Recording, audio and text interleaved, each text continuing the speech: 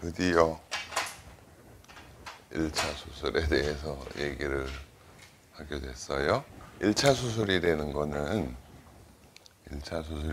여기 치조골, 잇몸뼈가 있고, 여기 이렇게 이제 잇몸이라고 하는 게 있고, 여기다가 임플란트를 집어넣어서 이게 뼈하고 잘 붙게 하는 게 그게 1차 수술이에요. 근데 여기 잘 보세요. 지금 이 어떤 그냥 잇몸을 절개하고 거기다 이제 드릴로 뼈에다 구멍을 뚫어서 임플란트를 집어넣고 꼬매고 그러면 끝이지만 그거에 대해서 좀 내용을 알고 있어야 훨씬 재미도 있고 그래서 좀 얘기를 할게요. 자, 임플란트라는 거는 뭐라고 그랬어요? 우리가 이가 빠졌어. 그러니까 이라고 하면은 치아 머리도 있고 뿌리도 있고 하지만 실제로는 이제 겉으로 보이는 거는 이 머리가 없어진 거잖아요. 그죠? 그러니까는 이 머리를 갖다가 다시 제자리에 놓기 위해서 그 머리를 잡아줄 여기다가 이를 이렇게 만들어 갖다 붙여야 되는데 요걸 잡아주기 위한 장치가 임플란트잖아요. 이게 고정이 딱 돼 있어야 돼. 우리가 무슨 벽에다가 못을 박고 거기다가 뭘 걸고 이게 고정이 돼 있어요. 여기다 뭘 걸칠 수 고정시키는 장치다라고 얘기를 했어요. 근데 고정시키는 장치인데 아니 그러면 벽에다가 못을 박듯이 뼈에다가도 못을 박아 놓고 그렇게 하면 될 텐데 뭐가 이렇게 복잡한가 이제 생각을 해볼게요. 자, 여기 뼈에다가 아무런 못이나 갖다 박아 놓고 그러면 이게 물론 뼈가 딱딱하고 그러면 딱 집어넣으면 이게 빡빡하겠죠. 안 움직이겠죠. 근데 이게 그냥 갈까? 왜 안 가죠? 아무 못이나 갖다 박았다 그러면 이 주변에 이건 이물질이잖아 하고서는 이렇게 면역 반응이 일어나서 이걸 싹 둘러싸든지 여러 가지 면역 반응 중에 제일 약한 게 이런 거 이렇게 연조직으로 이렇게 딱 둘러싸요. 이건 이물질이야. 여기 인체 내하고 접촉되면 싫어. 그래가지고 이렇게 감싸버리는 그런 현상이 일어나겠죠. 그죠? 임플란트의 첫 번째가 어떤 면역이라고 그랬잖아요. 그러니까 몸 안에서 일어나는 우리가 이렇게 벽이나 나무에다가 못을 박는 거랑 그런 거는 그냥 기계적으로 이렇게 딱 고정되어 있는 거예요. 근데 우리 몸 안에다가 박는 거니까 어떤 생물학적 현상이 일어나겠지, 그죠? 그래서 이런 면역 반응이 일어나지 않는 어떤 재료여야 되겠다라고 얘기를 했잖아요. 그게 이제 티타늄이라는 재료. 이거는 이제 재료. 그 다음에 우리가 못을 박을 때도 그냥 이렇게 땅땅땅 두드려 박는 못이 있고 이렇게 돌려서 박는 못이 나사못이 있잖아요. 그러면은 나사못으로 이렇게 조여 놓으면은 훨씬 고정이 잘 되는 거잖아, 그지? 그러면은 형태 그 다음에 조금 더 깊이 들어가면 이제 그 나사못의 표면 요 세 가지가 우리가 이제 골유착을 이루는데 어떤 임플란트라는 그 제품에 갖춰야 될 특성이라고 그랬어요. 티타늄이라는 재료를 쓰면 어쨌든 여기 들어가서 이런 면역 반응은 안 일어나. 그러면은 자 봐요. 우리가 처음에 임플란트를 뼈에다가 이렇게 고정을 시켰어요. 그러면 이게 시간이 지나도 그냥 가만히 그대로 있는 거야? 그러니까 이런 이렇게 콘크리트나 이렇게 나무에다가 못을 박듯이 그런 게 아니에요. 우리 몸이라는 거는요. 내가 잘 어떤 시간적인 건 기억을 못 하겠는데 일주일인가 뭔가 지나면 이 몸의 세포가 다 바뀌는 거라고 그래. 그러니까는 여기 이렇게 노화된 세포가 없어지고 그 다음에 새로운 세포가 또 생기고 끊임없이 재생되는 거예요. 우리 생물학적인 현상이라는 거는 계속 재생되는 거야. 근데 봐봐. 그 생물학적 현상이라는 게 재밌는 게 뭐냐면 계속 재생되면 시간이 지나면 이게 계속 그렇게 통통해져야 되잖아. 근데 어느 정도 형태나 크기에 이르면 그 다음에는 없어질 거 없어지고 또 새로 생기고 그래서 요게 유지가 되는 거예요. 요게 유지가 돼. 이게 그냥 가만히 어떤 아무것도 변화가 없는 그런 정적인 상태가 아니고 계속 변하는 상태라는 거예요. 그걸 평형이라고 얘기를 하죠. 평형. 없어지는 거랑 새로 생기는 거랑 같이 이렇게 맞아가지고. 그러면은 몸속에 이런 임플란트라는 게 들어갔을 때 처음에는 말이에요. 이 딱딱하게 고정이 돼 있지만 여기다가 우리가 임플란트를 심기 위해서 뼈를 뭐 조금이라도 갈고 어쩌고 했잖아요. 그렇게 손상받은 뼈가 이렇게 싹 없어지면서 새로운 뼈로 이렇게 채워지고 그렇게 돼요. 그러니까는 처음에는 이런 그림을 그려요. 보통 이렇게. 이거는 기계적 고정이다. 처음에 우리가 임플란트를 뼛속에다 놓고 빡빡하게 조여놨을 때 그 당시에 고정되어 있는 걸 1차 고정 이렇게 얘기해요. 1차 고정. 1차 고정이라는 거는 뼈의 어떤 기계적인 형태에서 꽉 잡아주는 그거. 근데 그게 시간이 지나면은 이 약간의 손상된 뼈들이 없어지면서 새로운 뼈가 채워지고 그런 과정으로 가요. 그러면은 여기에 붙어 있던 손상된 뼈들이 없어지면 어떻게 돼? 고정이 점점 떨어질 거 아니에요. 그죠? 그죠? 기계적으로 고정되어 있는 기계적 고정은 점점 약해지는 거예요.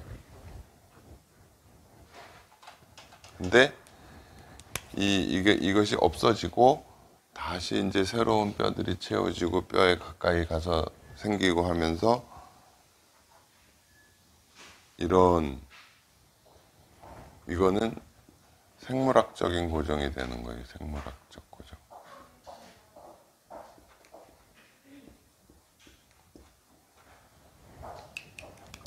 처음에 임플란트를 넣었을 때 꽉 잡혀 있는 걸 기계적 고정, 1차 고정 이렇게 얘기하고 그 다음에 시간이 지나서 우리 몸에서 어떤 변화가 일어나서 임플란트를 꽉 잡아주도록 뼈가 생기고 하는 거를 2차 고정 또는 생물학적 고정 이렇게 얘기를 해요.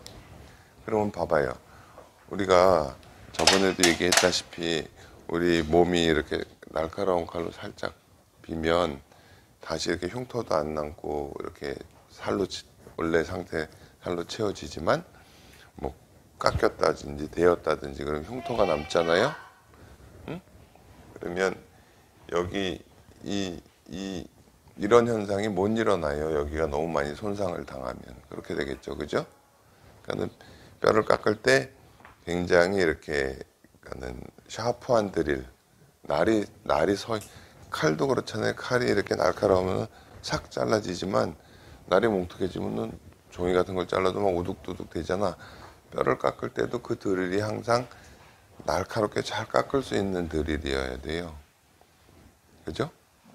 그 다음에 그 드릴이 또 이렇게 열이 나지 않게 계속 이렇게 뭘 뿌려준다든지. 그래서 골유착이 되려면은 그 다음에 조건이 이제 수술부의 상태, 수용부의 상태라는 얘기를 했어요.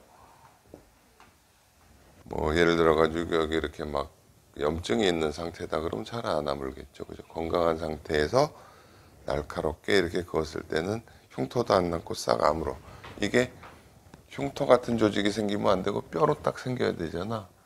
그러니까는 그다음에 수술 방법.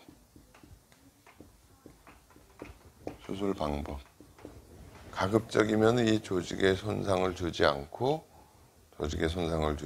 이렇게 나중에 그게 아물 때 제 조직으로 잘 아물 수 있도록 수술을 해줘야 된다는 얘기지, 그죠? 이게 이제 치과 의사가 하는 중요한 일이고, 그 다음에 이제 하중을 한 얘기가 있는데, 요거는 이제 좀 나중에 얘기고요. 우선 임플란트 이렇게 돼야 골유착이라는 현상이 일어나서 치아 머리를 잡아줄 수 있는 고정체의 역할을 할 수 있다. 그 얘기예요. 네? 네. 그리고 그 처음에 있던 재료라든지 임플란트에 대한 거가 하나가 있고, 요거는 이제 병원이나 뭐 의사가 판단해서 조절해야 될 부분이고 그렇다는 얘기를 했죠. 근데 이 자체에서 문제가 돼서 나오는 건 사실은 병원에서 어떻게 뭐 책임질 수 있는 부분은 아니에요. 그러니까는 제조회사가 식약청의 허가를 받고 만들면 그걸 믿고 하는 거죠. 자, 다시 봐요. 그러면 임플란트를 여기다 이제 뼈에다 이렇게 박았다.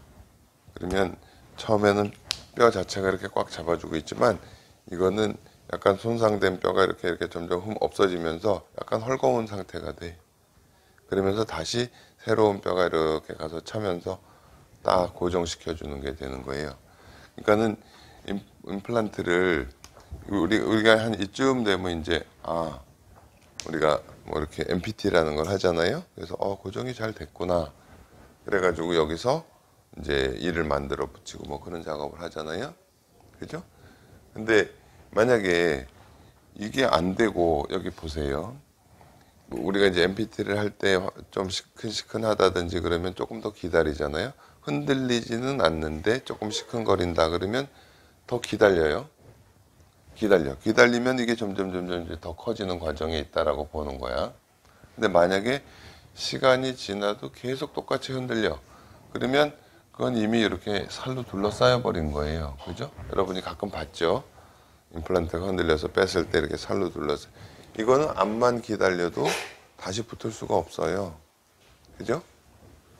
요런 상태를 만드는 거다. 그래서 우리가 임플란트 실제로 내가 이제 임플란트에 대한 초기 공부를 하면서 볼 때는 이때 빡빡하던 것이요. 나중에 이때 가면은 좀 또 힘을 줄 수 있을 만큼 어떤 생물학적 고정에서 빡빡하게 되는데 그 중간에 임플란트의 그 빡빡함이 약간 약해지는 시간이 있어요. 이렇게. 그래서 고정을 다 합치면 이 기계적 고정과 생물학적 고정을 합치면 이렇게 된다고 봐요. 이렇게. 그죠? 예. 요런 시간이 있다. 이걸 뭐 스테빌리티 딥이라고 얘기하는데 스테빌리티라는 건 이제 고정성을 말하는 거고 딥이라는 거 이렇게 꺼졌다는 얘기예요. 그러니까 요거를 잘 조절하면 또 얘기 들어봐요. 우리가 임플란트를 심고 빨리 아니면은 뭐 심자마자 빨리 이렇게 이를 만들 수 있다 그러면 요 부분을 없애서 이걸 이렇게 만들어주면 조금 더 빨리 이를 만들어 붙일 수 있는 그런 게 되겠죠. 그래서 임플란트 표면에다가 뭐 표면 처리도 하고 뭐 무슨 칼슘 같은 거를 바르기도 하고 그러는 거예요. 조금 어렵지만 이런 거를 듣고 보면 재미가 있어요. 재생이 된다고 그랬어요. 재생이라는 거는 항상 낡고 오래된 조직들은 이렇게 없어지고 새로운 게 가서 채워진다는 얘기예요. 우리 몸이 다 그렇다고 다.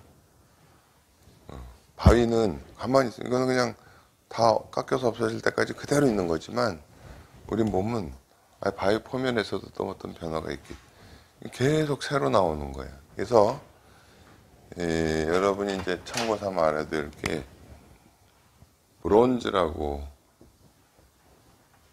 요즘에 가끔 얘기하는 게 있어요. 브론즈.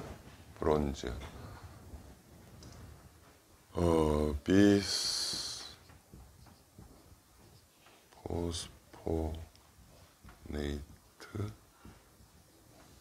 릴레이티드 오스테오 네크로시스 오브 더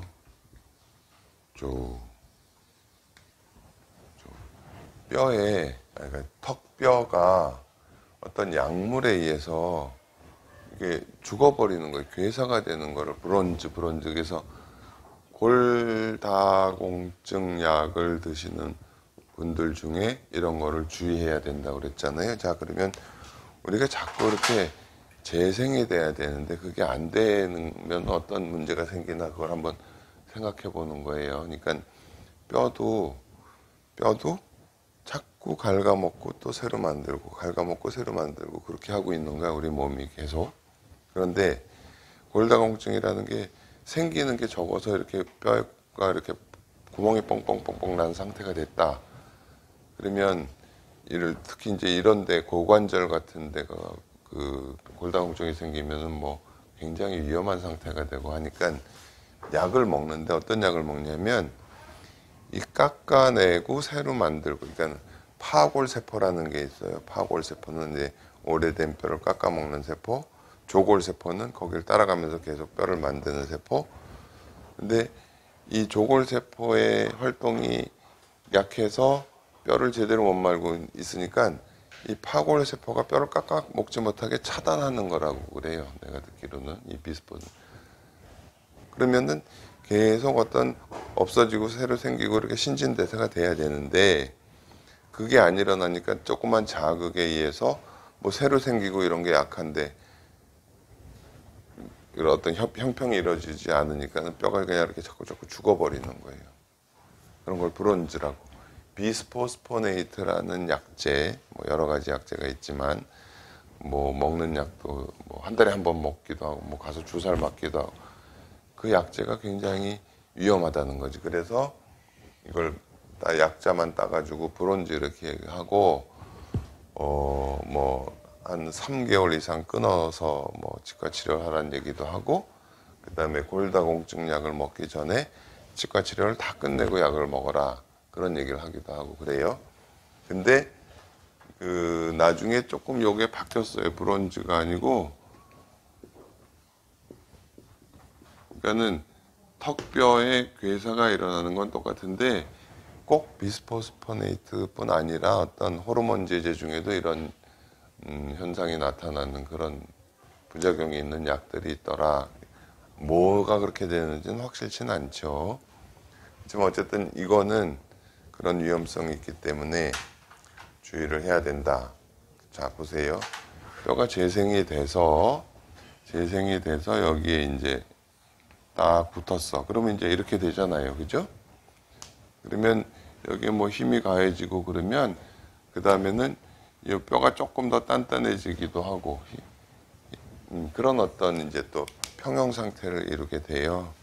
그러니까 우리가 그냥 이 몸을 이렇게 해서 젖히고 임플란트를 집어넣고 그러면 뭐 그 수식 자체는 간단하잖아. 뭐 이런 데다가 나사 박는 게 뭐 그렇게 어렵겠어요. 하지만 이런 내용을 알고 해야 제대로 정확하게 할 수가 있겠죠.